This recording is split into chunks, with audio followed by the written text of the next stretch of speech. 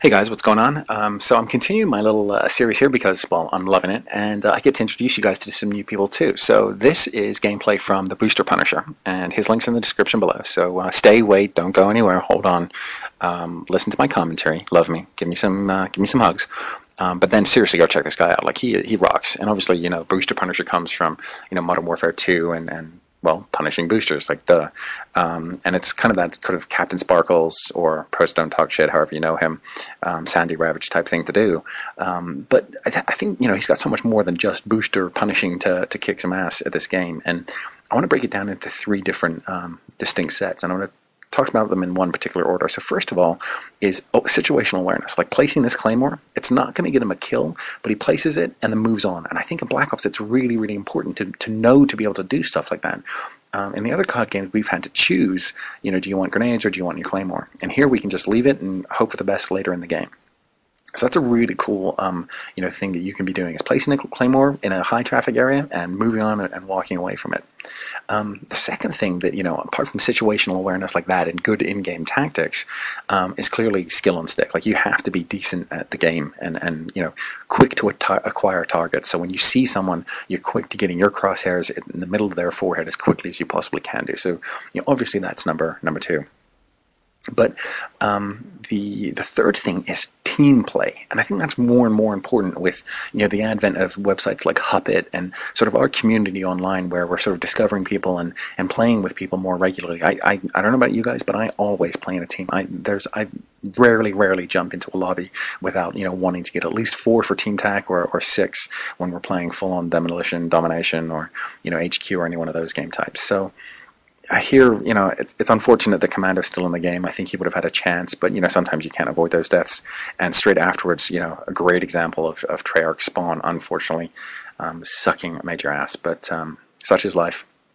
I think one of the words that I would use to describe Booster Punisher is a hunter.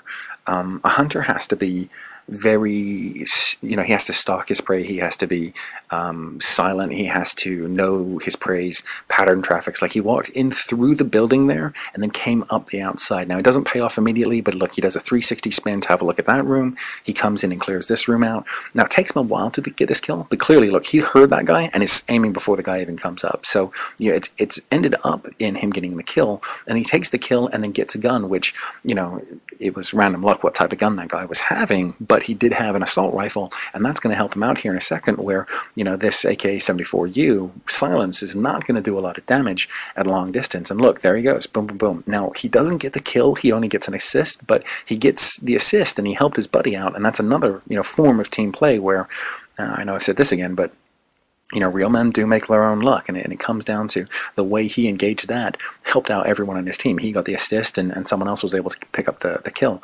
And now he knows he's going to engage at long distance if something happens, so he's aiming down sight as he comes out the window, doesn't see anything, and moves on. And I think he's a perfect example of, I'm going to stop calling it camping and rushing. It's hunter. You're a hunter when you play this game. You hunt for the next kill, and sometimes that involves, creeping around corners and being very, very silent and stalking your prey, and sometimes that means full-on rushing to find them and kicking the shit out of them. And I feel like he does that exceptionally well, constantly using a wall or a fence or a big rock or something to hide himself and reveal as little of himself as possible and get the other guys as possible. Like, okay, so for example, right here, like, he sees his prey coming in, no reason to let himself get found out, so knifes that one guy. The other guy to his left now doesn't notice him. Take out the silence weapon and get an assist. And now here, finish off the next two because they're not really paying attention.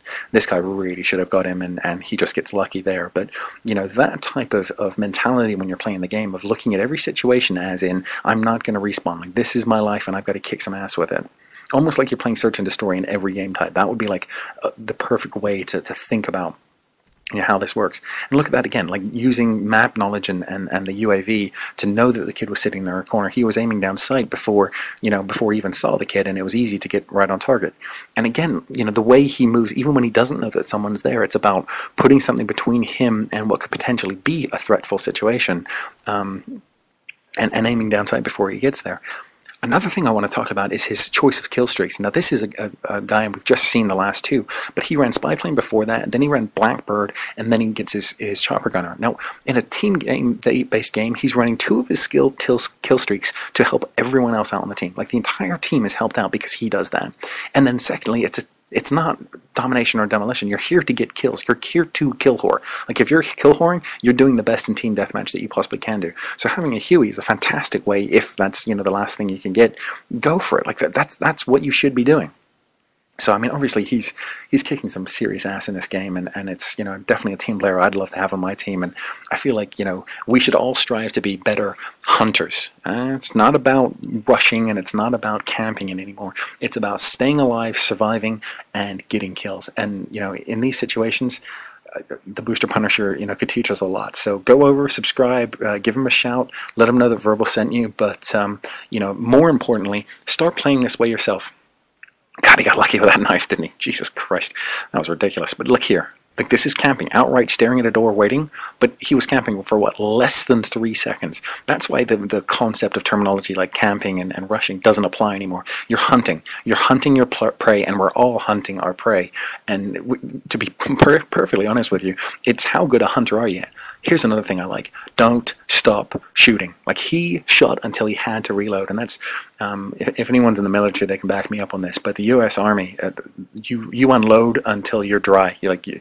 There's no such thing as wasted bullets. You shoot until it's dead. You absolutely confirm the kill, and I really like that about his gameplay, as well as the fact that he didn't try immediately to rush back and get that guy in, and because he would have been engaging in terms that he wasn't controlling. And even now, he's really cautious coming in and having a look around to see exactly where these next couple of kills are coming from, because you're getting close to the end. They're over 70 kills already, which means we're coming right to the very end of the game here. So I've really appreciated and enjoyed, you know, commentating your guys' videos. So thanks so much for everyone that's done it. I think Booster Punisher is a hell of a game player. You know, again, highly recommend you guys going and checking out.